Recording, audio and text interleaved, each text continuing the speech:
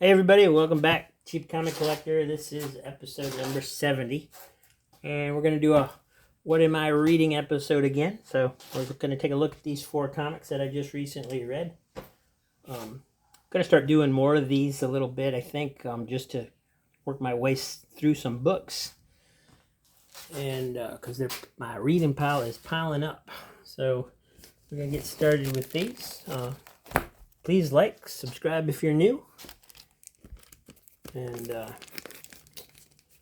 I've been averaging about a new subscriber a day until recently. The last, right now we're at 136, but we fluctuated between 134 and 135 for like 3 days, where it'd go to 135 and then it'd drop back down, then go back up, and then go drop down, then go back up, and then go drop back down. So it was really weird.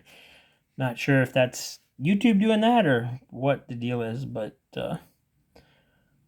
it was interesting.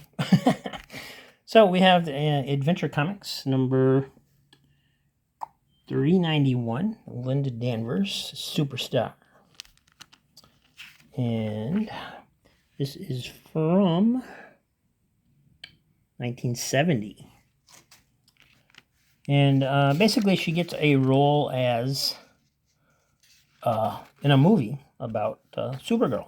So she's playing herself, but they think she's just Linda Danvers. So she gets in these accidents that somebody's causing, and she has to find ways of saving herself without revealing that she's actually Supergirl. And so it was a good story. It was a nice little story, kind of a one-shot deal, and no continuation or anything to it, but it was interesting. I enjoyed it. And then I wanted to show you this Corgi ad too. It's got a, where is it? Oh, it's got a Chitty Chitty Bang Bang model, which I thought was interesting. So this was $5 back then. I found one on eBay. They got it listed at $130. And I'm not buying it, by the way. I just wanted to see what it really looked like, since that was such a bad picture.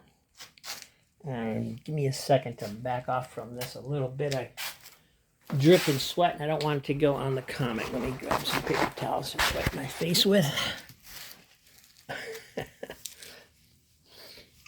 And looks like I did get a drop on the comic. Damn it. Oh, well.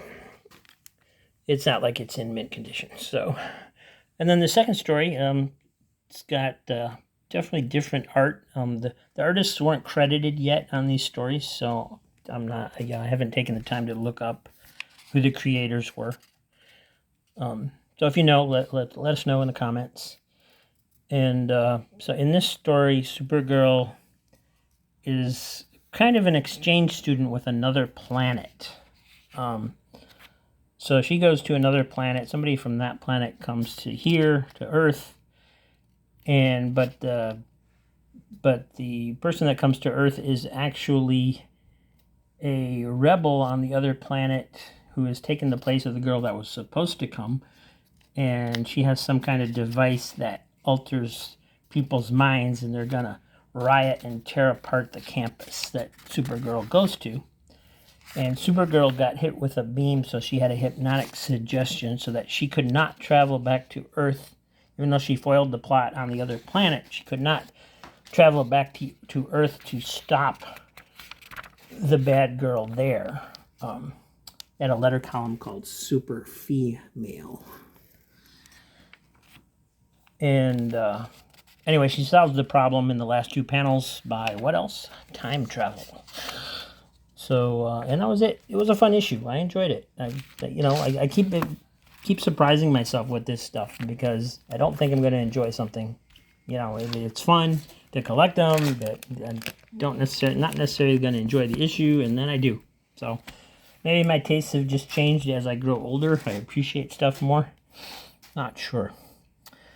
And then we have an issue of Action Comics, number 391. This one's a little beat up also. And this is 1970 as well. And this has Superman Jr. and Batman Jr. But like we've seen in a couple issues of World's Finest, but this was an imaginary story. So this was when before they made them a regular series. And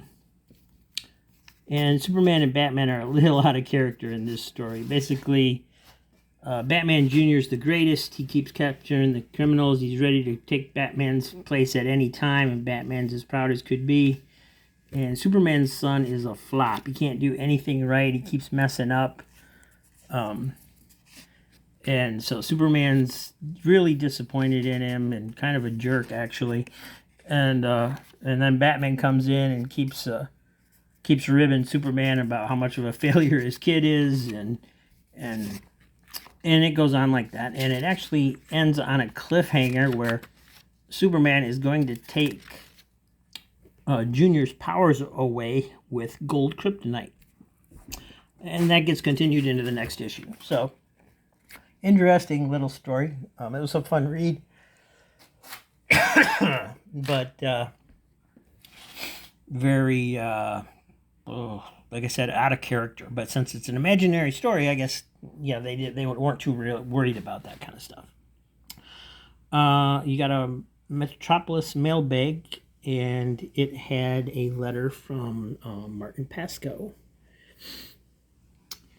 And then we had a Tales of the Legion story. And again, there's no credits on these stories, so I don't know who the artists are, who the writers are. They weren't crediting back then. So, and this was an interesting Legion story for me, because I used to read quite a bit of Legion back in the 80s. And they're always referencing something called the Legion Espionage Squad, where they go undercover. And I didn't...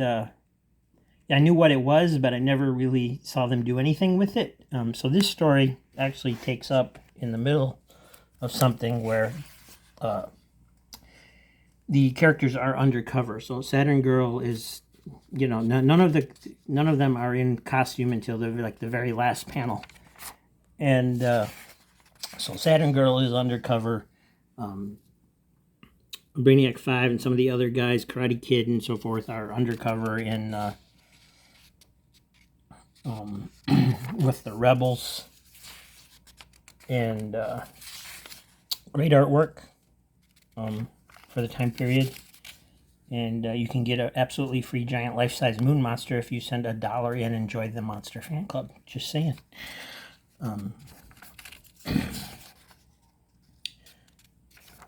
And yeah, so it didn't really have the dynamic that you usually see as a superhero story, because they didn't wear costumes until this very last half page. But it was a good story. I enjoyed it, and that was, it was pretty good. I liked it. And they got this cool ad on the back too for a Hot Wheels factory. You can make as many Hot Wheels cars as you want. 10 new body styles. Customize them, race them. They're just as fast because they're real Hot Wheels. So, not sure what that's all about. It looks like something that you plugged in. And factory toys were real big back then in the 70s. I used to have a Mickey Mouse candy factory where you could make candy that I really liked when I was a kid. Next up, we got Incredible Hulk, number 299. Starring Doctor Strange. And this is from 1984. You got no focus.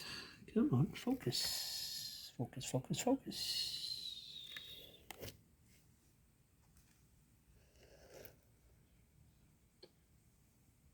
Okay, doesn't want to focus. So, you got Bill Mantlo as writer, Sal Buscema pencils, and Gary Talioc inker.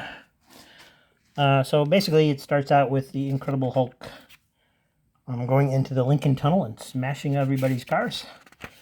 S.H.I.E.L.D. shows up and tries to stop him before he gets to the other end of the tunnel. They fail, and he goes out, and but they do manage to put him to sleep in New York, and that's when Nightmare shows up and decides to send him to go fight Doctor Strange. And of course, the Hulk thinks Doctor Strange is his friend, but Nightmare convinces him that he's betraying him and working with the people that are trying to kill him. And Doc Strange, look at that Hulk, isn't that awesome? Doc Strange, he finds Bruce Banner's consciousness buried inside the Hulk and brings him out, and the Hulk ends up in the Nightmare's dimension, and they battle, and so on and so forth. And then that's sort of the end of the issue. And it was a good read. I enjoyed it. It was a little wordy, kind of melodramatic in points that it didn't really need to be, but good. It's got a letter column, Greenskins grab bag at the end, and some ads. And then we have Legends of the DC Universe, number 12, featuring the Justice League of America.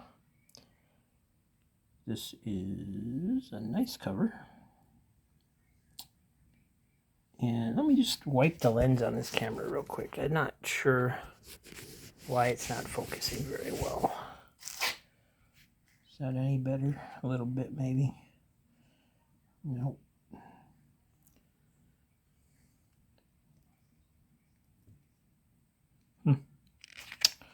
Oh well, we'll do the best we can here. So this is from 1999. And this is part one of a two-part story. Back in the early Justice League days, before Batman was involved with them. And they're all giant size, so they're trying to... That was written by Christopher Priest, Ken Lashley on pencils, Ron Boyd on inks. And it was a pretty good story. I enjoyed it, from the early Justice League days. And basically, they're giant size. They're trying to figure out how to extract themselves from hurting people. The Atom is there as normal size, because I guess when he gets giant size, he goes normal size. I wasn't quite clear on that. But, and then it flashes back to a previous time when Batman wasn't really familiar with the Justice League yet, or at least they weren't familiar with him. And this is Oliver Queen, Green Arrow, throwing a party for the Justice League because he'd been secretly funding them. And he's trying to get Bruce Wayne to take over the funding. And that goes on for a little bit. And then this guy shows up and they fight him. And that has something to do with the reason they grow large later. And it was good. I enjoyed it. I'm sorry I don't have the second part. At one point, the Firestorm and Red Tornado are basically disappeared, and they think they've been killed. And then that pretty much ends the issue right there. And then once they start growing, and then they realize that they're still growing. So they're getting bigger and bigger and bigger and bigger and bigger and bigger and bigger. And then that's the end of the issue. So that was it. And that's it for us for today.